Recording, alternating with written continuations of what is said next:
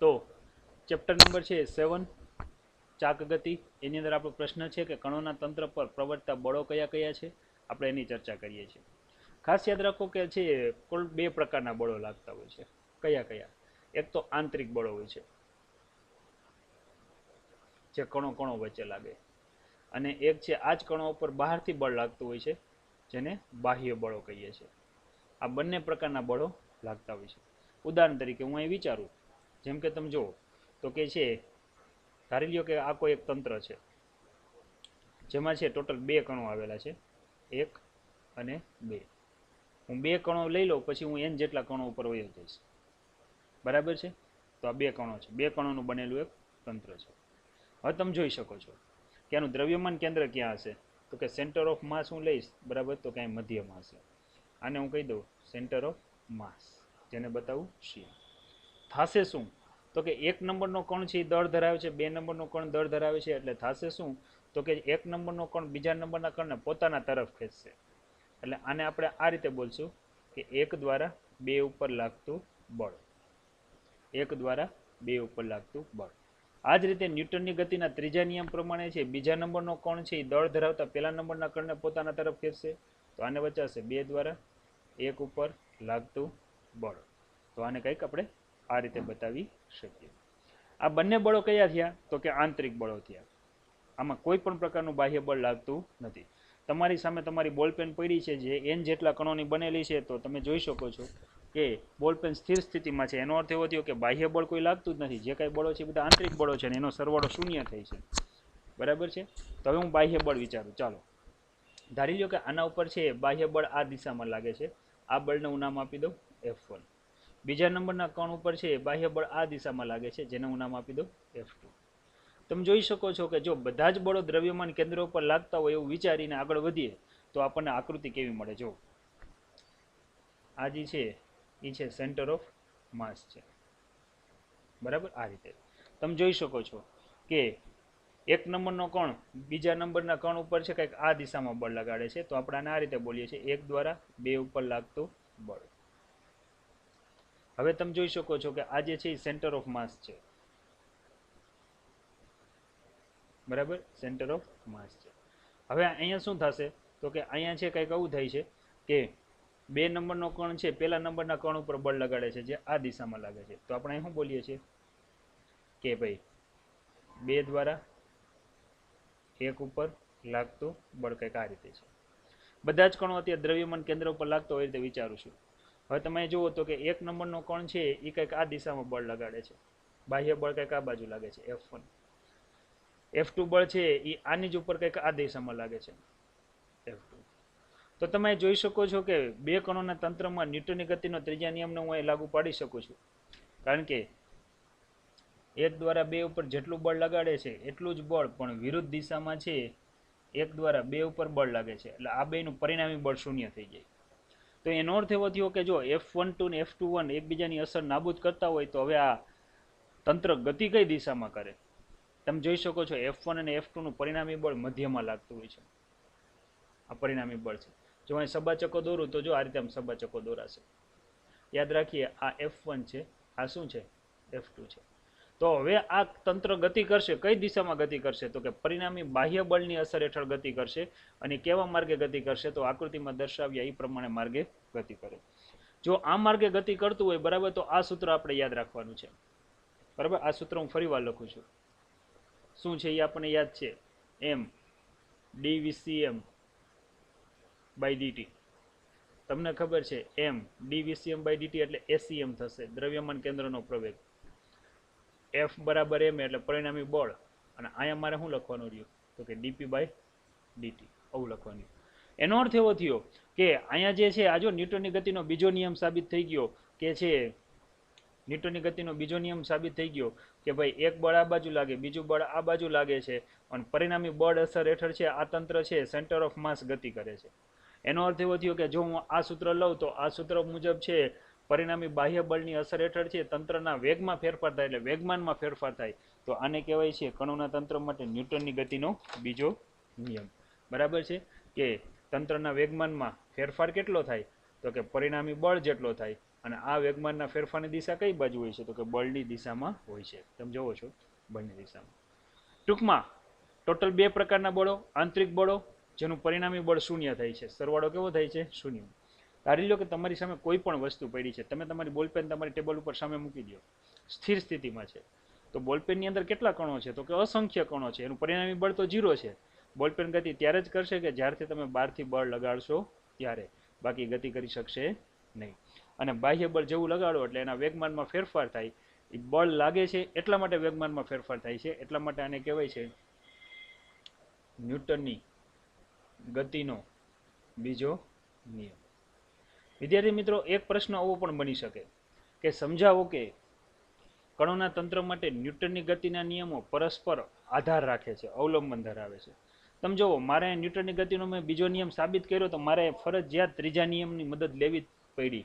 આઘાત અને પ્રત્યાઘાત સમાન મૂલ્યના અને પરસ્પર વિરુદ્ધ દિશાના હોય છે. એનો અર્થ એવો થયો કે એકબીજા ઉપર આધાર રાખે છે. જો અહીંયા એક કણ હોત તો મારે કાંઈ ચિંતા કરવાની નહોતી કે એક કણ હોત તો બીજું કોઈ બળ જ નહોતું લાગવાનું, બરાબર. પણ એક કણ હોય તો એને તંત્ર કહેવાય નહીં. પણ તંત્ર તો એને કહેવાય કે જેમાં એક કરતાં વધારે એટલે ઓછામાં ઓછા કેટલા કણો આવેલા હોય? 2 કણો. એટલા માટે કહી શકાય કે 2 કણોના તંત્ર માટે આ પરિસ્થિતિ આપણને જોવા મળે છે, બરાબર. આની બાબત ઉપરથી કેટલી બાબતો ક્લિયર થાય છે? જો એફ એક્સટર્નલ, ઈ એક્સટી મીન્સ એક્સટર્નલ, બાહ્ય બળ કહેવાય ગુજરાતીમાં. એફ ઇઝ ઇક્વલ ટુ એમ એ, જે આપણે મેળવ્યું એ જ વસ્તુ છે. જો છે આ એફ ઇઝ ઇક્વલ ટુ એમ.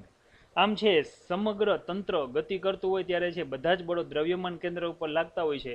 આ રીતે જો વિચારીને આપણે હાલીએ, બરાબર, તો આપણે છે સમગ્ર ગતિ સમજી શકીએ. જો દ્રવ્યમાન કેન્દ્રની ગતિ જાણવા માટે કણોના આંતરિક બળોની જાણકારી જરૂરિયાત નથી, કારણ કે એનું પરિણામી બળ તો કેવું થાય છે? શૂન્ય. આ માટે ફક્ત બાહ્ય બળની જ આવશ્યકતા રહે છે. આ સમીકરણ મેળવવા માટે આપણે કણોના તંત્રના પ્રકારને સ્પષ્ટ કરવાની પણ જરૂર નથી, કારણ કે આ તંત્ર એ ગતિમાન કણોનો સમૂહ પણ હોઈ શકે, જેમાં તમામ પ્રકારની આંતરિક ગતિ પણ હોઈ શકે. આવા દ્રઢ પદાર્થ પણ હોઈ શકે કે શુદ્ધ સ્થાનાંતર ગતિ અથવા ચાક ગતિ અથવા તો છે એની મિશ્ર ગતિ પણ હોઈ શકે.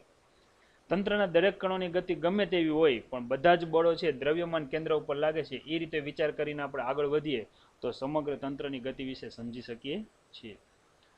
વિસ્તૃત પદાર્થોની ગતિ કેવી રીતે મેળવી શકાય? વિસ્તૃત પદાર્થ એટલે શું? તો કે એમાં ઘણા બધા કણો આવેલા હોય. કે વિસ્તૃત પદાર્થોને એક જ કણ તરીકે લેવાને બદલે ઘણા બધા કણોનો બનેલો લેવામાં આવે છે. આવા દરેક કણો ઉપર લાગતા બળ દ્રવ્યમાન કેન્દ્ર ઉપર લાગતા હોય છે તેવું વિચારીને છે આગળ વસ્તુ સમજવામાં આવે છે, બરાબર. તો આવી ધારણા કરીને તેમની ગતિના શુદ્ધ સ્થાનાંતરીય ઘટક એટલે કે છે તંત્રના દ્રવ્યમાન કેન્દ્રની ગતિ મેળવી શકીએ છીએ. હવે ખાસ અગત્યનો નિયમ આવે છે કણોના તંત્ર માટે રેખીય વેગમાન સંરક્ષણનો નિયમ. અહીં એક નવો શબ્દ આવ્યો છે, બાકી આ શબ્દથી તમે પરિચિત છો. બંદૂકવાળું ઉદાહરણ યાદ રાખો કે અલગ કરેલા તંત્રનું કુલ વેગમાન અચળ જળવાઈ રહે છે. આ કુલ વેગમાન એને જ કહેવાય રેખીય વેગમાન. જો સૂત્ર આપણી આગળ આ છે, mdvcm. હું વારંવાર એટલા માટે લખું છું તમને આ યાદ રહે. બાય dt બરાબર આવશે macm બરાબર આવશે f અને બરાબર શું આવશે? dp by dt. ધારી લો કે કોઈ તંત્ર એવું છે કે જેના ઉપર લાગતું પરિણામી બળ 0 છે. જો પરિણામી બળ 0 હોય તો એનો અર્થ એવો થયો એના વેગમાનમાં કંઈ ફેરફાર જ ન થાય. એ કેવું થઈ જાય? અચળ થઈ જાય. એનો અર્થ એવો થયો કે આ તંત્ર જો સ્થિર હોય, એનું દ્રવ્યમાન કેન્દ્ર સ્થિર હોય તો એ સ્થિર જ રહેશે જ્યારે પરિણામી બળ 0 હોય ત્યારે. તમને ખબર છે તમારી સામે જે બોલપેન પડી છે એનું દ્રવ્યમાન કેન્દ્ર વિચારો ક્યાં છે? કોઈ બાહ્ય બળ જ નથી લાગતા તો એ સ્થિર પડ્યું છે તો એ સ્થિર જ રહેશે. અને જો આ જ બોલ છે એ ગતિ કરતો હોય તો એનું દ્રવ્યમાન કેન્દ્ર ગતિમાં હોય, પરિણામી બળ 0 હોય ત્યારે, તો એ ગતિમાં જ રહેશે. આને કહેવાય છે રેખીય વેગમાન સંરક્ષણનો નિયમ. બોલાય આ રીતે, જો તંત્ર પર લાગતું પરિણામી બળ 0 હોય તો તંત્રનું કુલ રેખીય વેગમાન અચળ જળવાઈ રહે છે, બરાબર. તંત્ર પર લાગતું પરિણામી બાહ્ય બળ 0 હોય તો તંત્રનું કુલ વેગમાન અચળ જળવાઈ રહે છે. હવે આપણે છે પાંચમા પાઠ મુજબ આવો નિયમ બન્યો હતો. અલગ કરેલા તંત્રનું કુલ વેગમાન અચળ જળવાઈ રહે છે. તેથી મેં તમને અર્થ સમજાવ્યો હતો. અલગ કરેલું એટલે એવું તંત્ર કે જેમાં બળો કાંઈ લાગતા હોય એનો સદિશ સરવાળો કેવો થવો જોઈએ? શૂન્ય. એનો અર્થ એવો થયો કે સ્થિર હોય તો સ્થિર રહેશે અને ગતિમાં હોય તો ગતિમાં રહેશે. ચાલો તમને એક ઉદાહરણ આપું. તમે જુઓ તો કે તમને આ દેખાય છે એક રાસાયણિક બોમ્બ દેખાય છે. જો હવે આનું દ્રવ્યમાન કેન્દ્ર મધ્યમાં છે, બરાબર, વ્હાઇટ છે એની. ચાલો, એનો અર્થ એવો છે દ્રવ્યમાન કેન્દ્ર મધ્યમાં છે, બોમ્બ સ્થિર સ્થિતિમાં છે, એટલે આનું પરિણામી વેગમાન કેટલું છે? 0 છે. અચાનક તમે કોઈ બાહ્ય બળ જ નથી લગાડતા, માત્ર છે ખાલી અહીંયા દિવાસળી આપો છો. યાદ રાખો, દિવાસળી અહીંયા આપો છો, બરાબર, એને બાહ્ય બળ ન કહેવાય. કોઈ અથડા વડે એને ટુકડા કરતા નથી, માત્ર દિવાસળી આપો છો અને અચાનક બ્લાસ્ટ થાય છે. બ્લાસ્ટ થાય છે અને આના જુદી જુદી દિશામાં ટુકડા ફંગોળાય છે. કઈ દિશામાં કેટલા ટુકડા ફંગોળાય છે એની વાત કરીએ. ધારી લો કે એક ટુકડો છે, આને હું બતાવું, કંઈક આ દિશામાં ફંગોળાય છે, પણ એને અમુક વેગય છે અને અમુક છે દળય છે. આ M1 દળનો ટુકડો કંઈક આ દિશામાં, એટલે આને કંઈક વેગમાન છે, આને હું P1 નામ આપી દઉં. ધારી લ્યો કે બીજો ટુકડો આ દિશામાં ફંગોળાય છે, તેને દળય છે અને વેગય છે, એટલે આને વેગમાન છે, જેને હું શેના વડે દર્શાવી દઉં? P2 વડે દર્શાવી દઉં. ધારી લ્યો કે ત્રીજો ટુકડો આ દિશામાં ફંગોળાય છે, બરાબર, જેને છે દળય છે અને વેગય છે, આ ત્રીજો ટુકડો, એટલે આને આપણે કહી દઈએ, શું નામ આપી દઈએ? P3 નામ આપી દઈએ. હવે તમે જુઓ કે પ્રારંભમાં વિસ્ફોટ અગાઉ છે તંત્રનું કુલ વેગમાન 0 હતું, કારણ કે વેગ 0, પરંતુ વિસ્ફોટ બાદ તમે જુઓ દરેક ટુકડા અમુક વેગ સાથે ગતિ કરે છે, એટલે વેગમાન 0 નથી. પણ હું આને બતાવું એટલે તમને આખો આઈડિયા આવી જશે. આની ઉપર કોઈ બાહ્ય બળ નથી લાગતો, એટલે વેગમાન જે બિંદુએ હતું ને એ જ બિંદુએ પડ્યું રહેશે. કઈ રીતે? તમે જુઓ, ધારી લ્યો કે આ પેલો ટુકડાનું વેગમાન છે, આને હું શેના વડે દર્શાવું? P1. સમજો. બીજા ટુકડાનું વેગમાન તમે જુઓ તો કે છે એની પૂંછને મારે પહેલા મૂકવી પડશે. સબાદ ત્રિકોણની રીત તમને આવડે જ છે, આપણે ભણ્યા જ છીએ. આ બીજા ટુકડાનું વેગમાન. હવે તમને ખબર છે આ બેનું પરિણામી વેગમાન શું થાય? તો કે પ્રથમ સદિશની પૂંછ અને અંતિમ સદિશનો શીર્ષ, આ બેનો શું થાય? પરિણામી વેગમાન P1 પ્લસ શું થાય? P2 થાય ને. પણ ત્રીજો ટુકડાનો જ્યારે હું સદિશ સરવાળો કરું ત્યારે તમે જુઓ બરાબર ત્રીજા ટુકડાને મારે ક્યાં મૂકવું પડશે? તો કે બીજા ટુકડાના શીર્ષ ઉપર મૂકવું પડશે, અને લંબાવું તો જો આ રીતે થાય છે. આ P3 છે. એનો અર્થ એવો થયો P3 છે એ કોની અસર નાબૂદ કરી નાખે છે? P1 plus P2. તો આનું પરિણામી વેગમાન જો હું ગણતો હોઉં કે P1 plus P2 plus P3, બરાબર, બધાનો હું સદિશ સરવાળો કરીશ તો મને કેવું મળશે? 0. પહેલા કેવું મળ્યું હતું? 0. શું કામ? કારણ કે પરિણામી બળ કેવું છે? 0. તો દ્રવ્યમાન કેન્દ્ર જે બિંદુએ હતું અત્યારે વિસ્ફોટ બાદ પણ એનું દ્રવ્યમાન કેન્દ્ર જોવો તો કે એની મધ્યમાં જશે, એમાં કાંઈ ફેરફાર થશે નહીં. બરાબર થઈ ગયું કે સ્થિર હોય તો સ્થિર જ રહે અને ગતિ કરતું હોય તો ગતિમાં રહે. અત્યારે મેં તમને જે ઉદાહરણ આપ્યું, હવે આ ત્રણેયનું જો તમે તંત્ર વિચારો તો દ્રવ્યમાન કેન્દ્ર ક્યાં હશે? તમે મને એમ કહેશો સાહેબ મધ્યમાં હશે. પહેલા તો એ જ જગ્યાએ છે. એનો અર્થ એવો થયો પરિણામી બળ 0, તો વેગમાનમાં કોઈ જાતનો ફેરફાર થાય નહીં. સ્થિર હોય તો સ્થિર રહે અને ગતિ કરતું હોય તો ગતિમાં રહે. જો અહીંયા એક ઉદાહરણ આપ્યું છે ગતિની ચર્ચા. આ હું તમને દોરીને સમજાવું એટલે વધારે ખ્યાલ આવે. હવે આપણે સમજવું છે તો આના માટે આપણે શું કરીએ? તો કે છે આના માટે આપણે છે કોઈક અહીંયા છે કંઈક ઉદાહરણ એવું લઈએ કે તમને મજા આવે. બરાબર,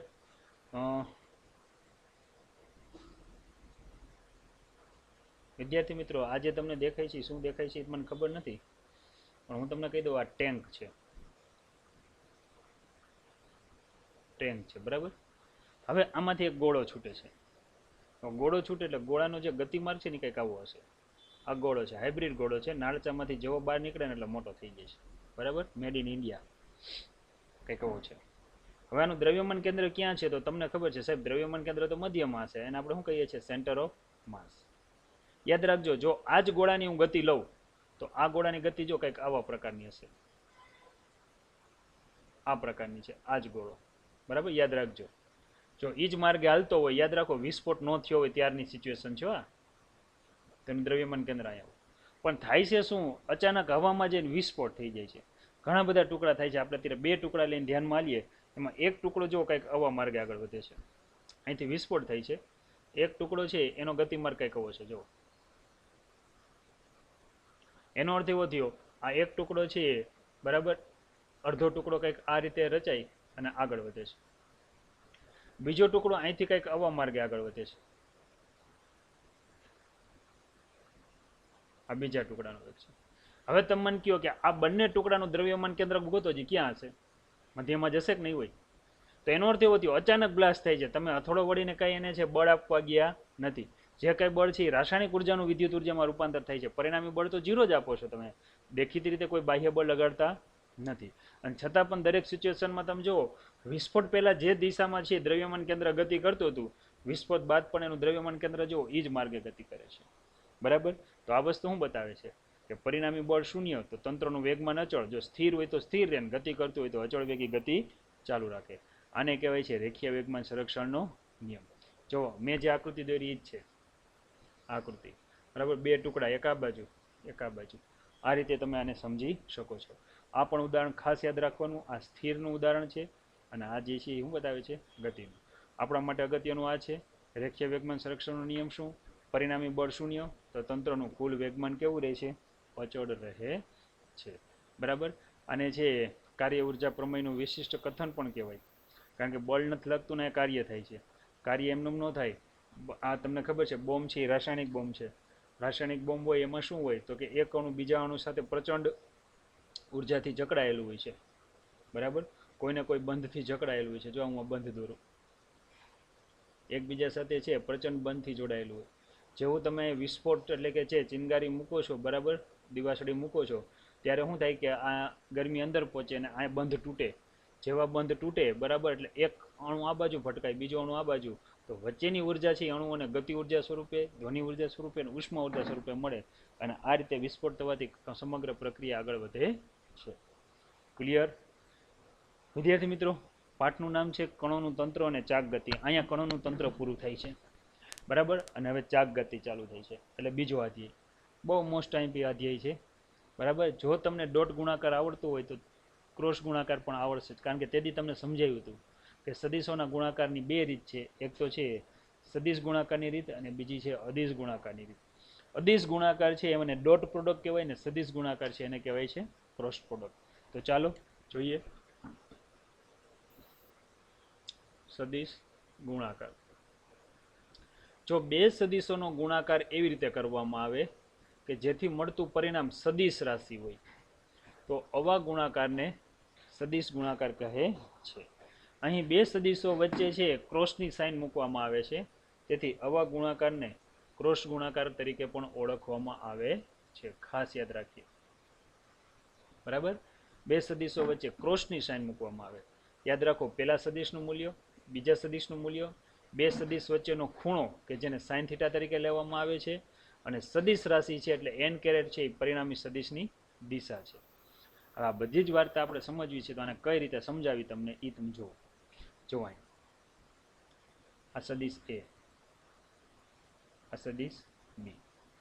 હવે આનું જો હું સમતલ રચું, બરાબર, હવે મારે શું લેવું છે? એ ક્રોસ બી, એટલે મારે એ થી બી તરફ હાલવાનું. આ ખૂણો શું થયો? થીટા.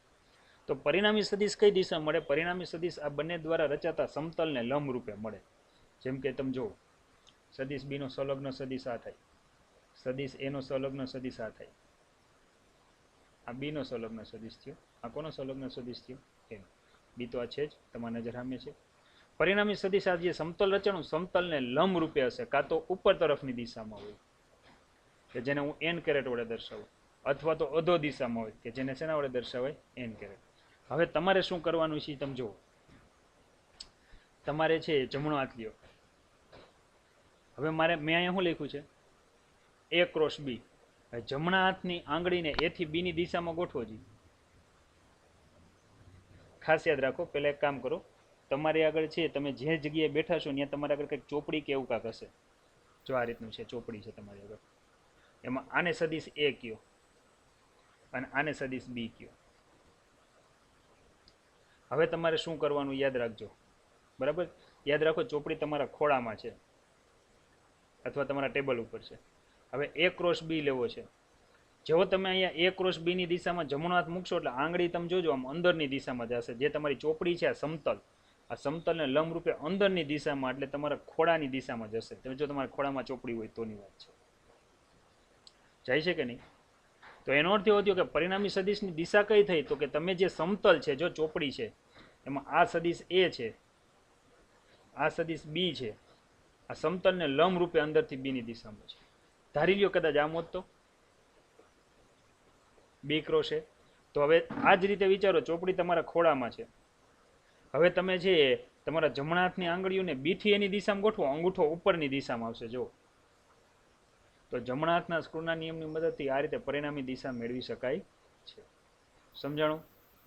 બરાબર. પરિણામી સદિશની દિશા હંમેશા બે સદિશો વડે રચાતા સમતલને લંબ રૂપે હોય છે. એનો અર્થ એવો થયો, ખાસ યાદ રાખો, આ આઈ કેરેટ લઉં, આ હું આઈ કેરેટ લઉં, જો હું આ જે કેરેટ લઉં તો પરિણામી સદિશની દિશા લંબ દિશા એટલે કઈ દિશામાં હશે? ઝેડ અક્ષની દિશામાં જ આવશે. કાં તો અંદર જતી દિશામાં હોય, કાં કઈ બાજુ હોય? બહાર હતી. તો બે સદિશોનો ગુણાકાર એવી રીતે કરવામાં આવે કે મળતું પરિણામ સદિશ રાશિ હોય, તો આવા ગુણાકારને સદિશ ગુણાકાર કહેવાય, જેને ક્રોસ ગુણાકાર પણ કહેવામાં આવે છે. વ્યાખ્યા યાદ રાખો, બે સદિશોનો ગુણાકાર એટલે કે બે સદિશોના મૂલ્યો અને તેમની વચ્ચેના ખૂણાના સાઇનના ગુણાકાર જેટલું મૂલ્ય તથા તેની દિશા જમણા હાથના સ્ક્રૂના નિયમ અનુસાર મળતી હોય છે. આપણે આ વ્યાખ્યા યાદ રાખવાની. બે સદિશોનો ગુણાકાર કરતા સદિશ રાશિ મળતી હોય તો આવા ગુણાકારને કહેવાય છે સદિશ ગુણાકાર.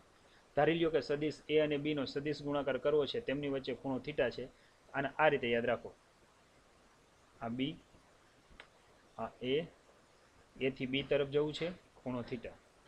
તો આપણે લખવાનું એનું મૂલ્ય, બીનું મૂલ્ય, બંને વચ્ચેનો ખૂણો અને પરિણામી સદિશની દિશા, જેને કંઈક આ રીતે દર્શાવાય છે. બરાબર. યાદ રાખજો, ડોટ પ્રોડક્ટ હોય તો કોસ થીટા આવે, ક્રોસ પ્રોડક્ટ હોય તો સાઇન થીટા આવે. બરાબર. જો ચાલો હવે છે આ પરિણામી સદિશ સી છે, મારે એ ક્રોસ બી એ વડે હાલવું છે. તમે આકૃતિ જુઓ, એ અહીંયા નીચે છે, એ થી બી ની દિશામાં હાલવું છે. તમે તમારી ચોપડી મૂકો છો, એ થી બી ની દિશામાં જેવી ગોઠવશો, અંગૂઠો છે એ બહારની દિશામાં આવશે. બરાબર. આટલી રીતે પણ છે જમણા હાથના સ્ક્રૂના નિયમની મદદથી નક્કી કરી શકાય છે. અંગૂઠો જે દિશા એ પરિણામી સદિશની દિશા થશે. બરાબર. તો આ રીતે આની દિશા દર્શાવી શકાય. તમને ખબર છે અદિશ ગુણાકારમાં આપણે 6 થી 7 ગુણધર્મ લીધા હતા, એમ અહીંયા પણ આપણે ગુણધર્મ લેવાના છે. જેમ કે બે સદિશોનો સદિશ ગુણાકારના ગુણધર્મો લખો અને સમજાવો. બે સદિશોના ગુણાકાર છે એ સમક્રમી નથી એવું કહે છે. આપણે એવું લખતા, તમને યાદ છે, સદિશ એ ડોટ બી હોય ને તો તમે એને આવું લખતા, બી ડોટ એ. એનો અર્થ એવો થયો અદિશ ગુણાકાર ક્રમના નિયમનું પાલન કરે છે, પણ તમે આને આ રીતે નહીં લખી શકો.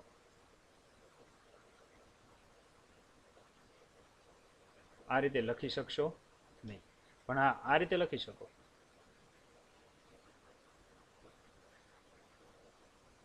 આવું લખી શકો. બરાબર. આ લખી શકો. હવે ગુણાકાર તમને એમ થાય ક્રમના નિયમનું પાલન શું કામ નથી કરતા? જુઓ તમે, હાવ સિમ્પલ છે. અહીં તમે જુઓ, આ સદિશ એ, આ સદિશ બી. હવે હું એ ક્રોસ બી લખું એટલે પરિણામી સદિશની દિશા તમે જુઓ કઈ બાજુ આવશે? ઉધ્વ દિશામાં આવશે. યાદ રાખજો. બરાબર. એને હું સી વડે દર્શાવું. પરંતુ જો આજ આકૃતિ છે, આજ આકૃતિમાં હું બી ક્રોસ એ હાલું તો, જેમ કે મારે બી ક્રોસ એ હાલવું છે, તો હવે પરિણામી સદિશની દિશા જો આંગળીને ગોઠવો બી થી એની દિશામાં, દિશા નીચેની દિશા અથવા અંદરની દિશામાં આવશે. એનો અર્થ એવો થયો દિશા ચેન્જ થઈ જાય છે. મૂલ્ય તો સમાન છે, પણ દિશા કેવી થઈ જાય છે? ચેન્જ. એટલા માટે અહીંયા શું આવે? Not equal. પણ તમારે ઇક્વલ ટુ કરવું છે, બરાબર, તો તમારે આગળ શું દર્શાવવું પડે કે ભાઈ મૂલ્ય સમાન છે, દિશા કેવી છે? પરસ્પર વિરુદ્ધ. તો તમે આને આ રીતે બતાવી શકો, આ રીતે બતાવી શકો નહીં. આ વસ્તુ એ બતાવે છે કે સદિશોના છે સદિશ ગુણાકાર ક્રમના નિયમનું પાલન કરતા નથી, સમક્રમી નથી. એટલે લખવાનું ક્રમના નિયમનું પાલન કરતા નથી. આ ખાસ યાદ રાખવાનું. બરાબર છે. ત્યાર પછી છે બીજો, અદિશ ગુણાકાર પરાવર્તનની જેમ વર્તે છે. અરીસામાં પ્રતિબિંબ લેતા હોય એમ. પરાવર્તન હેઠળ આપણે એક્સનું એક્સ ડેશ, વાયનું વાય ડેશ અને છે ઝેડનું ઝેડ ડેશ એ રીતે દર્શાવી શકીએ છીએ. આ થોડુંક કંઈક અલગ આપ્યું છે. આ પરાવર્તનની જેમનો અર્થ શું થાય એ તમને કહી દઉં. જેમ કે તમે જુઓ, આ સદિશ એ છે, જ્યારે છે પાછું ફરતું કિરણ છે ને સદિશ એ જેટલું જ હોય, પણ આગળ શું આવે? માઇનસ આવે. એનો અર્થ એવો થયો કે જો પાછો ફરતો સદિશ જાતો એક્સ ડાયરેક્શનમાં હોય તો પાછળ એના કરતાં વિરુદ્ધમાં હોય. જેમ કે જો આ વાય ડાયરેક્શનમાં હોય તો એની વિરુદ્ધ દિશામાં માઇનસ વાય હોય, ઝેડ હોય તો એની વિરુદ્ધ દિશામાં શું હોય? Minus Z. એટલે આ રીતે વર્તે છે. એટલે કે પરાવર્તનની ઘટનામાં સદિશના બધા જ ઘટકો સંજ્ઞા બદલે છે. એટલે કે ધન હોય તો ઋણ થાય, ઋણ હોય તો શું થાય? ધન. જેમ કે a ક્રોસ b છે તો એ પાછું ફરતું હોય ત્યારે એને માઇનસ a વડે દર્શાવે, પાછું ફરતું હોય માઇનસ b વડે દર્શાવે, એનું સાદુરૂપ વડે શું થાય? a cross b. એટલે પરાવર્તનમાં પરિણામોમાં છે સંજ્ઞા બદલાતી નથી, પણ બંને હોય તો જ, એક હોય તો નહીં, ખાસ યાદ રાખવાનું. ત્રીજો પોઈન્ટ, સદિશ ગુણાકારના સરવાળા વિભાજનમાં પાલન કરે છે. વિભાજન એટલે આપણે આવી ગયો, જેમ કે આને સાબિતી વગર આપણે સ્વીકારશું. a ક્રોસ અહીંયા b વત્તા c હોય તો તમે એને આ રીતે લખી શકો, a ક્રોસ b. આપણે અદિશમાં સાબિત કર્યું હતું, આમાં આપણે નથી કીધું સાબિત કરવું, તો મારે આપણે કંઈ કરવાનું થતું નથી. a cross c. જો અહીં ક્રમના નિયમનું પાલન કર્યું, એટલે ક્રમના નિયમનું પાલન કરે છે. બે શૂન્યતર સદિશો બરાબર છે, એક જ દિશાના સદિશો હોય ને તો હંમેશા એની કિંમત શૂન્ય થાય. જેમ કે તમે જો આ સદિશ a, સાંભળજો, આ સદિશ b, બંને એક જ દિશામાં, બંને વચ્ચે ખૂણો 0 નો. હવે હું અહીંયા લખું સદિશ a ક્રોસ સદિશ b, તો a નું મૂલ્ય b નું મૂલ્ય, બંને વચ્ચેનો ખૂણો એટલે કે sin 0. હવે તમને ખબર છે a ઇન્ટુ b sin 0 એટલે 0 થાય, તો એનો અર્થ એવો થયો કે એક જ દિશાના સદિશો હોય, મીન્સ કે સમાંતર સદિશો હોય, શબ્દ યાદ રાખજો, સમાંતર સદિશો હોય તેનું પરિણામી મૂલ્ય હંમેશા કેવું જોવા મળે છે? શૂન્ય મળે છે. કદાચ તમે એવું વિચારો કે સાહેબ એક આમ હોય સદિશ a, સદિશ b એની વિરુદ્ધ દિશામાં હોય તો આનું મૂલ્ય કેટલું મળે સદિશ ગુણાકારમાં? તો પણ 0 મળે, કારણ કે ખૂણો કેટલાનો બને? 180. ને આપણને ખબર છે કે જો sin હું 180 લઉં તો પણ શું થાય? 0. એટલે પરસ્પર સમાંતર કે પ્રતિ સમાંતર સદિશ હોય એનો હંમેશા ગુણાકાર શૂન્ય મળે છે. પણ કયો ગુણાકાર? સદિશ.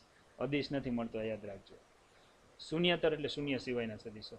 લંબ સદિશોમાં શું હોય છે એની વાત કરીએ. જો આ સદિશ a, આ સદિશ b, આ એકબીજાને લંબ છે, ખૂણો કેટલાનો મળે? 90. તો સદિશ a, સદિશ b, એનું મૂલ્ય, b નું મૂલ્ય, અને અહીંયા આવશે sin 90. તો અહીંયા આવશે a b, sin 90 એટલે શું થાય? 0. સોરી 1 થાય, તો અહીંયા કિંમત શું મળે? a into b. તો અદિશ અને સદિશ ગુણાકારમાં શું છે? જો બંનેમાં ફેર છે.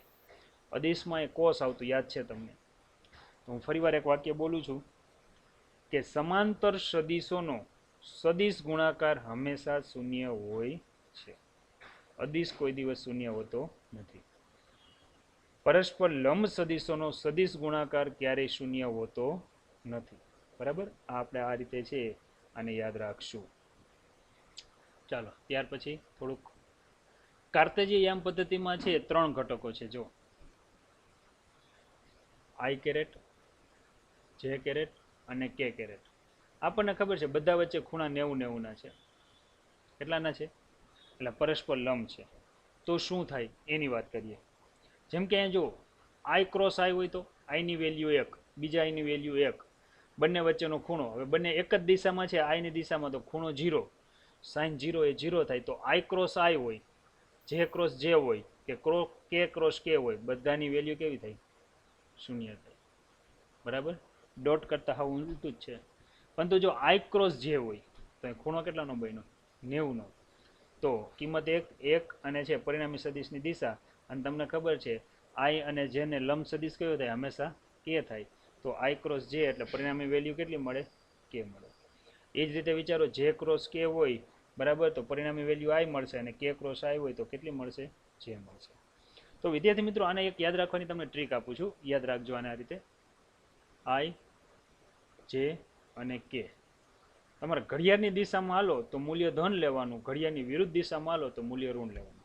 જો અહીં લખું છું i ક્રોસ j, તો ફરજિયાત જો લ્યો i ક્રોસ j, તો કયું વધ્યું? k વધ્યું ને, તો કિંમત કેવી આવે? k. એ જ રીતે વિચારો j ક્રોસ k, કઈ આવે? i. એ જ રીતે વિચારો k ક્રોસ i, કઈ કિંમત આવશે? j આવશે. પરંતુ હવે ઘડિયાળની વિરુદ્ધ દિશામાં હાલો તમે, જેમ કે આમ ઊંધા હાલો, જેમ કે જો j થી i હાલો તો j ક્રોસ i, પણ તમને ખબર છે કિંમત તો k જ મળશે, પણ આગળ શું લેવાનું? માઇનસ લેવાનું. એ જ રીતે ઊંધે ઊંધે હાલ્યા જાઓ, બરાબર, જેમ કે k ક્રોસ j, તો કિંમત તમને આઈ મળશે પણ કેવી મળશે માઇનસ. આ 12મા ધોરણમાં બહુ ઉપયોગી છે. અને એ જ રીતે છે આઈ ક્રોસ કે, તો તમે હાલશો તો અહીં શું આવશે માઇનસ છે. તો તમને યાદ રહેવું જોઈએ કે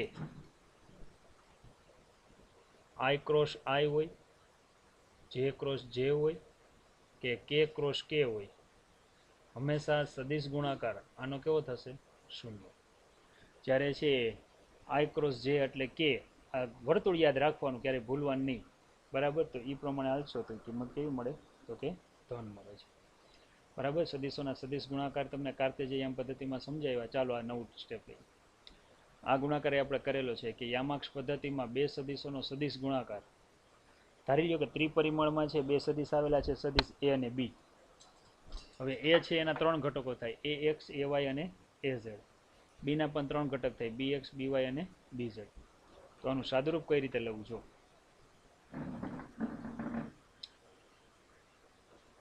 એ cross B.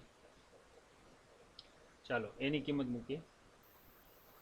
A x i caret, A y j caret, A z k caret. Cross product આવશે બી એક્સ આઈ કેરેટ,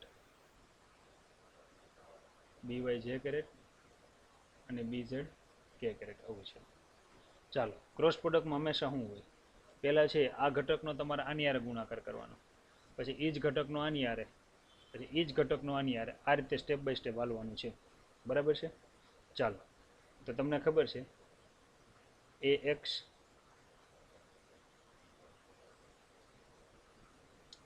બરાબર, જો એ પ્રમાણે લો તો અહીંયા આવશે એ એક્સ બી એક્સ. ગુણાકાર કોનો થશે? આઈ ક્રોસ આઈ, વત્તાના વત્તા. એ એક્સ બી વાય ગુણાકાર કોનો થાય? આઈ ક્રોસ જે, વત્તા એ એક્સ બી ઝેડ ગુણાકાર કોનો થાય? આઈ ક્રોસ કે. આવું થાય. હવે બી નો લ્યો, આનો આની હારે ગુણાકાર, પછી આની હારે ગુણાકાર, નાનો આની હારે ગુણાકાર. બોલો હાલો, એ વાય આવશે. અહીંયા શું આવશે? A Y B X. આપણને ખબર છે શું લાવશે? જે ક્રોસ આઈ આવશે, વત્તાના વત્તા. એ વાય બી વાય શું આવશે? જે ક્રોસ જે, વત્તા અહીંયા આવશે એ વાય બી ઝેડ. અહીંયા શું આવશે? જે ક્રોસ કે. આ બધું હાથે હાથે ગણતા જાજો વિદ્યાર્થીઓ, તો તમને આવડશે. અહીં બરાબર બરાબર મારે કરવાનું જ નથી, આમ હું ખોટું કરું છું. આ બધી વત્તા આવશે કારણ કે કન્ટિન્યુ છે ને. ચાલો હવે ત્રીજો ઘટક કયો વધ્યો? જો આ વધ્યો, આ એક આની હારે, આનો ગુણાકાર આની હારે. બોલતા જાઓ હાલો. તમે કહેશો સાહેબ એ ઝેડ બી એક્સ, અહીંયા આવશે કે ક્રોસ આઈ, વત્તા અહીંયા આવશે એ ઝેડ બી વાય કે ક્રોસ જે, અહીંયા આવશે એ ઝેડ બી ઝેડ અને અહીંયા શું આવશે? કે ક્રોસ કે. વી નો ધેટ, આપણે જાણીએ છીએ કે, શું જાણો છો? આજ તમે જોઈ લો પહેલાં. આઈ ક્રોસ આઈ, જે ક્રોસ જે અને કે ક્રોસ કે હોય ને આ બધે જીરો મૂકવાનું છે. ચાલો એવી મને કિંમત કયો ક્યાં ક્યાં મારે જીરો મૂકવાનું છે? તો કે આઈ ક્રોસ આઈ જીરો થાય, જે ક્રોસ જે જીરો થાય, અને આ બધી શું થઈએ? આ બધી કિંમત કેવી થશે? જીરો થશે. આ 9 સ્ટેપમાંથી 3 સ્ટેપ ઉડી ગયા. તો હવે તમારે મને કહેવાનું છે વૈધા કયા કયા. બરાબર, જેમ કે તમે જુઓ હવે તમારે આનો ઉપયોગ કરવાનો છે. આઈ ક્રોસ જે હોય ત્યાં કે, જે ક્રોસ કે હોય ત્યાં આઈ, અને કે ક્રોસ હોય ત્યાં. બાકીની બધી જગ્યાએ ઉલટી સાઈન મૂકવાની છે. તો ચાલો તમે મને કહેતા જાઓ કે આઈ ક્રોસ જે છે તો મારે અહીં શું લખવાનું? તો મારે અહીં લખવાનું કે કેરેટ. બરાબર, હવે છે આઈ ક્રોસ કે છે. બરાબર, તો ત્યાં શું લખવું? તો એના માટે વિદ્યાર્થી મિત્રો આ જ સિસ્ટમ હાલવાની. જુઓ આઈ, જે અને કે. બરાબર, હવે તમને આ બધું આવડશે. તમે જુઓ હવે છે અહીંયા આઈ ક્રોસ કે. આઈ ક્રોસ કે એટલે ઊંધું હાલું છું તો અહીંયા શું મૂકવાનું? માઇનસ છે. જે ક્રોસ હું આઈ હાલું છું, જે ક્રોસ આઈ એટલે ઉલટું હાલું છું તો અહીંયા શું આવશે? માઇનસ કે. એ જ રીતે અહીંયા તમે જુઓ જે ક્રોસ કે હાલું છે તો અહીંયા શું આવશે? પ્લસ આઈ. તમે આ જોતા જાજો એટલે તમને ખબર પડતી જ જશે. કે ક્રોસ આઈ, કે ક્રોસ આઈ એટલે હું સમઘડી દિશામાં જ હાલું છું, તો અહીંયા શું આવે જે. કે ક્રોસ જે ઉલટો હાલું છું, તો અહીંયા શું આવશે માઇનસ આઈ. તો હવે મને જે સ્ટેપ મળ્યા છે હું સ્ટેપ લખું, પહેલાં આઈ વાળા સ્ટેપ લખું છું. આઈ વાળા સ્ટેપ કયા કયા છે? જો એક આ સ્ટેપ છે, અને બીજું માઇનસ વાળું સ્ટેપ એટલે આવડું આ સ્ટેપ છે. ચાલો એ બે સ્ટેપ પહેલાં હું લખું. એ વાય બી ઝેડ, તો એમાં લખવાનું રહ્યું A Y B Z into શું આવશે આઈ કેરેટ, આવું કંઈક આવશે, બરાબર. પછી માઇનસ આગળ લઈ લો, પછી આ સ્ટેપ લખું છું એ ઝેડ બી વાય ઇન્ટુ શું આવશે આઈ કેરેટ. ચાલો હવે જે વાળા સ્ટેપ કયા કયા છે જોવો જી. જે વાળા સ્ટેપ એક તો આ છે, પણ એ માઇનસ વાળું, પહેલાં પ્લસ વાળું ગોતીએ. પ્લસ વાળું જે વાળું સ્ટેપ જો આ છે, તો એ ઝેડ બી એક્સ અહીં લખવાનું વત્તા એ ઝેડ બી એક્સ ઇન્ટુ જે કેરેટ, પછી આવશે અહીંયા માઇનસ. કયું સ્ટેપ છે? એ એક્સ બી ઝેડ, તો અહીંયા આવશે A X B Z into શું આવશે અહીંયા જે કેરેટ, વળી વત્તાના વત્તા. હવે ત્યાર પછીનું આપણે સ્ટેપ ગણીએ, બરાબર. તો પછીનું સ્ટેપ આપણને કેવું મળે છે? કે વાળા ગોતો. ચાલો જો એક તો આ સ્ટેપ છે કે વાળું, એ એક્સ બી વાય, તો અહીંયા આવશે A X B Y K caret. પાછું સ્ટેપ માઇનસ વાળું કયું છે? કે વાળું માઇનસ, જો આવડું આ સ્ટેપ છે એ વાય બી એક્સ, તો અહીંયા મારે લખવાનું minus A Y B X, અહીંયા શું આવશે કે કેરેટ.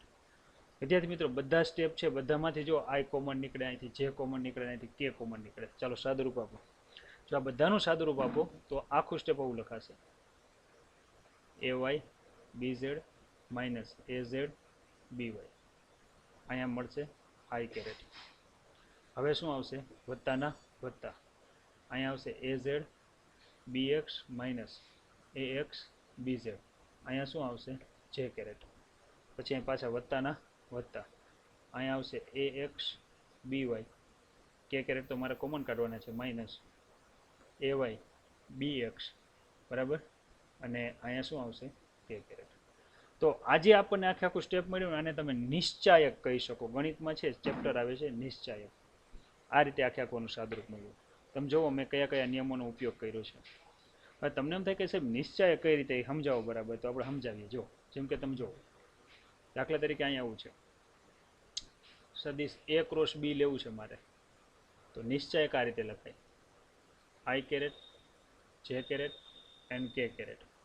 અહીંયા એના ત્રણ ઘટકો લઈ લેવાય એ એક્સ એ વાય અને એ ઝેડ. બીના ત્રણ ઘટક થાય બી એક્સ બી વાય અને બી ઝેડ.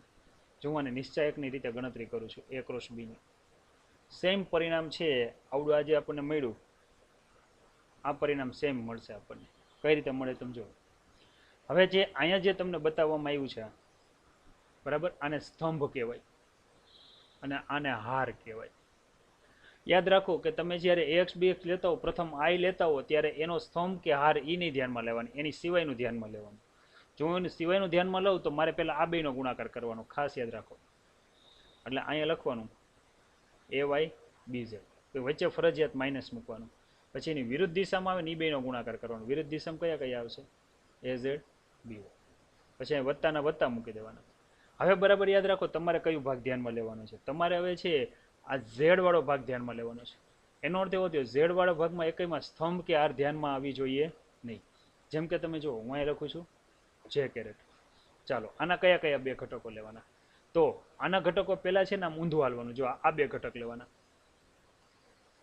હવે એ બે ઘટક એટલે કયા કયા? એ ઝેડ બી એક્સ થયું, વચ્ચે માઇનસના માઇનસ. એની સિવાયના બે ઘટક કયા? તો એની સિવાયના જો આ બે ઘટક થયા એ એક્સ બી ઝેડ, આ રીતે લેવાનું. વચ્ચે વળી પાછા કે ના કે કેરેટ. હવે અહીંયા બરાબર છે આપણે વિચારીએ તો હવે કયા બે ઘટક? હવે તમે જો આ હાર કે આ સ્તંભ તમારે ક્યાંય ધ્યાનમાં લેવાનું નથી. ચાલો એની સિવાયમાં તમે વિચારો તો કયા કયા આવશે? પહેલા આ બે આવશે એ એક્સ બી વાય, પછી વચ્ચે ફરજિયાત માઇનસ, પછી આ બે આવે, બરાબર. નિરાતે છે વિચારીને જોજો એટલે તમે પરફેક્ટ તમે છે જે મેં આ મેળવ્યું છે એ જ વસ્તુ અહીંયા જોઈ લો, એ જ મળશે. AY BZ minus AZ BY. જો અહીંયા AY BZ minus AZ BY. બીજો ઘટક અહીંયા જો AZ BX છે, બરાબર? તો અહીંયા પણ જો AZ BX. ત્રીજો ઘટક જો AX BY, અહીંયા જો AX BY. તો વિદ્યાર્થી મિત્રો, આ રીતે છે નિશ્ચાયકની રીતે આ દાખલો ગણી શકાય. પણ હું તમને કંઈક અલગ રીતે ગણાવું. ચાલો ધારી લો કે સદિશ A બરાબર આ રીતે છે, 2i caret plus 3j caret plus 4k caret. આ યાદ રાખજો, B બરાબર છે, હું અહીં લખું 3i caret plus 4j caret plus 5k caret. મારા બેનો ગુણાકાર કરવો છે, તો તમારે શું કરવાનું કે અહીંયા લખવાનું A ક્રોસ B.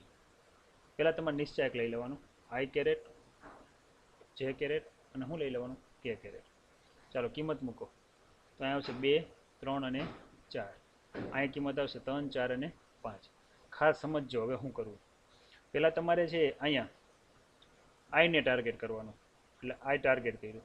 હવે કોનો કોનો ગુણાકાર થાય? જો આ બે સંખ્યાનો ગુણાકાર થાય, 3 પંચા 15, તો અહીંયા 15 મૂકી દેવાના, માઇનસ આ બે સંખ્યાનો ગુણાકાર થાય, ચોકે ચોકે 16, એ મૂકી દેવાનું. વચ્ચે ફરજિયાત પ્લસ મૂકવાનું, પછી અહીંયા જે કેરેટ મૂકી દેવાનું, જે કેરેટ. હવે તમારે શું કરવાનું, તો કે તમારે છે આ 4 અને 3નો ગુણાકાર કરવાનો. 4 તેરી કેટલા થાય? 12. વચ્ચે શું મૂકવાનું? માઇનસ. હવે આ બેનો ગુણાકાર કરવાનો, 4 2 પંચા કેટલા થાય? 10. પછી વરજ અહીંયા શું આવશે? કે. હવે તમારે શું કરવાનું, તો કે છે હવે તમારે ગુણાકાર કંઈક આ રીતે કરવાનો છે. કે છે એટલે એની સિવાયમાં ગણો તો કે 2 અને 4નો ગુણાકાર કરવાનો. 4 2 કેટલા થયા? 8. વચ્ચે માઇનસ. પછી 3 અને 3નો ગુણાકાર કરવાનો, 3 તેરી કેટલા થાય? 9. જો સાદુરૂપ શું થાય, તો અહીંયા આઈ કેરેટ આવશે પણ અહીંયા -1 આવશે. અહીંયા છે જે કેરેટ આવશે પણ અહીંયા +2 આવશે. અને અહીંયા છે કે કેરેટ આવશે પણ આનું સાદુરૂપ થાય -1. એટલે ટોટલ સાદુરૂપ આ રીતે થાય, -i કેરેટ +2 જે કેરેટ માઇનસ શું આવે? કે કેરેટ. તો વિદ્યાર્થી મિત્રો, આ રીતે તમે છે નિશ્ચાયક છે લઈને સાદુરૂપ આપી શકો છો, બરાબર છે? હા, ચાલો ચાક ગતિમાં 3 વસ્તુ ભણવાની છે. દ્રઢ પદાર્થની ચાક ગતિ માટે કોણીય સ્થાન કોને કહેવાય, કોણીય સ્થાનાંતર કોને કહેવાય અને કોણીય ઝડપ કોને કહેવાય. વર્તુળ માર્ગ શબ્દ આવે ને એટલે એંગ્યુલર આવે, કોણીય આવે. સીધા માર્ગે હોય ને ત્યારે છે લિનિયર આવે, લિનિયરને કહેવાય રેખીય કહેવાય. તો આપણે છે સમજીએ આ બધી વસ્તુને. હું મારી રીતે થોડીક આકૃતિ દોરીશ, બરાબર? એટલે તમને બરાબર સમજાય. જેમ કે જુઓ, હવે ચાક ગતિ માટે મારે આ બધી વસ્તુ સમજવી છે, તો હું કોઈક એવો પદાર્થ વિચારું. ધારી લ્યો કે આ કોઈ એક એવો પદાર્થ છે કે જે તેની ભ્રમણાક્ષને અનુલક્ષીને, આ જે છે ને એની ભ્રમણાક્ષ છે. મેં તમને છે ચાક ગતિની વ્યાખ્યા કરાવી છે કે ભ્રમણાક્ષને અનુલક્ષીને ગતિ થતી હોય ત્યારે આવી ગતિને શું કહેવાય? ચાક ગતિ. ધારી લો કે કોઈ કણ છે એક અહીંયા છે, આ ત્રિજ્યાવાળો માર્ગ છે, અને આખો પદાર્થ જ્યારે છે ભ્રમણ કરતો હોય ત્યારે છે આ કણનો કંઈક ગતિમાર્ગ આ રીતે થશે, આવી રીતે દર્શાવો. હવે આખો પદાર્થ છે અક્ષને અનુલક્ષીને ભ્રમણ કરે છે. યાદ રાખજો, ભ્રમણાક્ષ સ્થિર છે, જેમ પંખો કેમ વચ્ચેનો પાઇપ સ્થિર હોય ને પાંખિયા સીધું ફરતું હોય, એવી વાત છે. ધારી લ્યો કે અત્યારે છે આ જે કણ છે એ આ બિંદુએ છે, જેમ કે આ બિંદુને હું પી નામ આપી દઉં. આ જે છે એની સંદર્ભ રેખા છે. ચોપડી કરતાં મારી આકૃતિ અલગ હશે પણ સમજાય એવી હશે. સંદર્ભ રેખા જે બધાય ખૂણા માપીશ ને હું ત્યાંથી માપીશ. તો શરૂઆતમાં હું એવું વિચારું કે ટી સમયે આ કણ પી બિંદુએ છે તો સંદર્ભ રેખા સાથે ખૂણો બનાવે છે. ધારી લો કે થીટા જેટલો ખૂણો બનાવે છે. અને કયા સમયે? તો હું એવું કહી દઉં કે ટી સમયે. તો અહીંયા છે મારે એવું વિચારાય કે ટી સમયે કણ પીનું કોણીય સ્થાન થીટા છે. સમજાઈ ગયું? હવે આખો પદાર્થ ભ્રમણ કરે છે એટલે પી કણ છે એ પણ ગતિ કરશે. ધારી લ્યો કે અમુક સમય પછી, અમુક એટલે કેટલા સમય પછી, તો કે આ પી કણ છે ને આ બિંદુએ આવી જાય છે. આ બિંદુને નામ આપી દો પી ડેશ. તો હવે તમે જુઓ તો કે વધારાનું કેટલું? આટલું સ્થાનાંતર થયું. એ જે કાંઈ વધારાનું સ્થાનાંતર થયું, આ સ્થાનાંતરને છે હું કંઈક ડેલ્ટા થીટા નામ આપી દઉં. ચાલો, કેટલું નામ આપી દઉં? Delta theta. ત્યારે સમય કેટલો છે? તો કે ટી પ્લસ ડેલ્ટા ટી. હવે તો આ વસ્તુને હું આ રીતે લખું કે આમ ટી પ્લસ ડેલ્ટા ટી સમયે કોણ કયા સ્થાને છે? પી ડેશ સ્થાને છે. તો તમે મને એમ કહો કે સાહેબ ટી પ્લસ ડેલ્ટા ટી સમય આનું કોણીય સ્થાન કેટલું હોય? તો કોણીય સ્થાન જો તમે આનું ગણો બરાબર, તો પેલા કેટલું હતું? જો થીટા જેટલું હતું, વૈધુ ડેલ્ટા થીટા જેટલું, એટલે ટોટલ કોણીય સ્થાન કંઈક આ રીતે થયું, થીટા પ્લસ ડેલ્ટા થીટા. ધારી લ્યો કે પેલા છે હું એમ કહું કે 30 નો ખૂણો હતો, હવે 45 નો ખૂણો બને છે, એટલે થીટા પ્લસ ડેલ્ટા થીટા બરાબર કેટલું થયું? આટલું. તો એનો અર્થ એવો થયો પી થી પી ડેશ સ્થાને પહોંચવા માટે સમયગાળો કેટલો લાગ્યો? તમે જો ડેલ્ટા ટી. આ દરમિયાન સ્થાનમાં કેટલો ફેરફાર થયો? તો કે ડેલ્ટા થીટા. બરાબર છે. તો આ જે કોણીય સ્થાન તમને જે દેખાય છે બરાબર, એનો એકમ રેડિયન છે. જેમ કે આપણે સ્થાનને આપણે મીટરમાં માપીએ એમ આનો એકમ છે રેડિયન, જેને RAD સાઇન વડે દર્શાવાય છે. યાદ રાખીએ. વધારામાં હું આવું કહી શકું કે અહીંયા ટી પ્લસ ડેલ્ટા ટી બરાબર સમયે છે, આપણે તો વાત કરી દીધી છે, એટલે આપણે એમ કહીએ, સીધું જ લખીએ કે આમ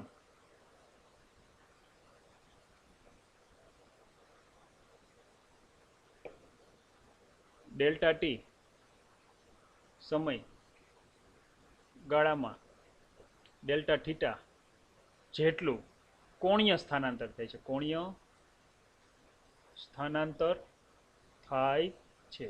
બરાબર, પી થી પી ડેશ પાસે એટલે સ્થાનાંતર થયું. તો જો હું આ બેનો ગુણોત્તર લઉં, કોણીય સ્થાનાંતર છેદમાં હું અહીં લખું સમય. યાદ રાખો કોણીય સ્થાનાંતર એટલે ડેલ્ટા થીટા, સમયનો ગાળો ડેલ્ટા ટી. તો આને કહેવાય છે ઓમેગા કહેવાય, કે જેને કહેવાય કોણીય ઝડપ. યાદ રાખજો, ડબલ્યુ છે જેવી સાઇન છે એને છે આ રીતે દર્શાવાય. તો જેમ રેખીય ઝડપનો એકમ મીટર પ્રતિ સેકન્ડ હતો, એમ આનો એકમ થાય રેડિયન પ્રતિ સેકન્ડ થાય. કોણીય ઝડપનો એકમ શું થાય? રેડિયન પ્રતિ સેકન્ડ. જો હું કોણીય ઝડપને યોગ્ય દિશા આપી દઉં તો મને જે મળશે એને કહેવાશે કોણીય વેગ કહેવાશે. યાદ રાખજો. વધારામાં છે અહીંયા જે મને જે કોણીય ઝડપ મળે છે બરાબર, એ સરેરાશ મળે છે delta theta by delta T.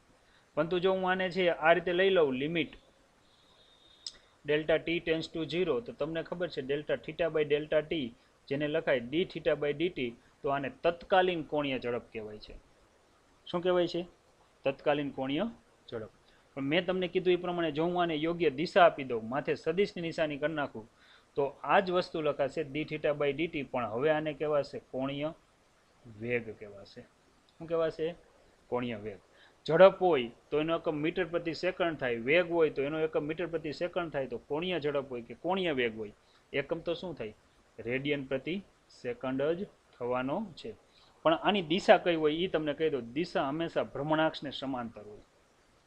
જો આ જ દિશા હોય, યાદ રાખીએ બરાબર. આ બિંદુએ જો હું આની દિશા લઉં તો આ ઓમેગા થશે, અને એ થાય ભ્રમણાક્ષની દિશા. અને એને પણ કઈ રીતે ગોતાય? તો કે જમણા હાથના સ્ક્રૂના નિયમની મદદથી મેળવી શકાય છે. કઈ રીતે? જો ઉદાહરણ તરીકે સમજો, કોઈક આ એક પ્લેટ છે, આ એની ભ્રમણાક્ષ છે, ભ્રમણાક્ષને અનુલક્ષીને આ દિશામાં ભ્રમણ કરે છે. હવે તમારે શું કરવાનું? તમારે આંગળીઓને એરાની દિશામાં ગોઠવો, અંગૂઠો જો આ દિશામાં આવશે, તો કોણીય વેગની દિશા હતી. આ જ પ્લેટ છે, આ એની ભ્રમણાક્ષ છે, ધારી લ્યો કે આ માર્ગે ભ્રમણ કરે છે. હવે આને આ રીતે ગોઠવો તો અંગૂઠાની દિશા જો આ દિશામાં આવશે. તો પ્લેટ છે તમારી આંગળી, જમણા હાથની આંગળીને જે રીતે ગોઠવો, અંગૂઠો જે દિશામાં આવે એ દિશા થાય કોણીય વેગની દિશા. યાદ રાખીએ, કોણીય વેગ સદિશ રાશિ છે, કોણીય ઝડપ અદિશ રાશિ છે. બરાબર, બંનેનું સૂત્ર સમાન છે, ઓમેગા બરાબર ડી થીટા બાય ડીટી. જ્યારે આમાં દિશા લગાડો ત્યારે આને આ રીતે દર્શાવી શકાય છે. જો આની વ્યાખ્યા લઈ તો આ રીતે લખાય: ચાકગતિ પદાર્થના કોઈ પણ કણે આપેલ નિશ્ચિત સંદર્ભ રેખા સાથે બનાવેલ કોણને તે સ્થાને તેનું કહેવાય છે કોણીય સ્થાન. આપણે બતાવ્યું, શેના વડે બતાવાય? થીટા વડે. ચાકગતિ કરતા પદાર્થના સ્થાનમાં થતા ફેરફારને કોણીય સ્થાનાંતર કહેવાય, જેને શેના વડે દર્શાવાય? Delta theta. આમ ચાકગતિ કરતા દ્રઢ પદાર્થની કોણીય સ્થાનાંતરની સમયની સાપેક્ષે વિકલન, જો કોણીય સ્થાનાંતરનો સમયની સાપેક્ષે વિકલન કરો તો તમને છે કોણીય વેગ મળે છે, અથવા તો આને કહેવાય છે તત્કાલીન કોણીય વેગ, જેને સંકેતમાં છે ઓમેગા ગ્રીક લેટર છે આ રીતે પણ દર્શાવી શકાય છે. તો વિદ્યાર્થી મિત્રો, આજે છે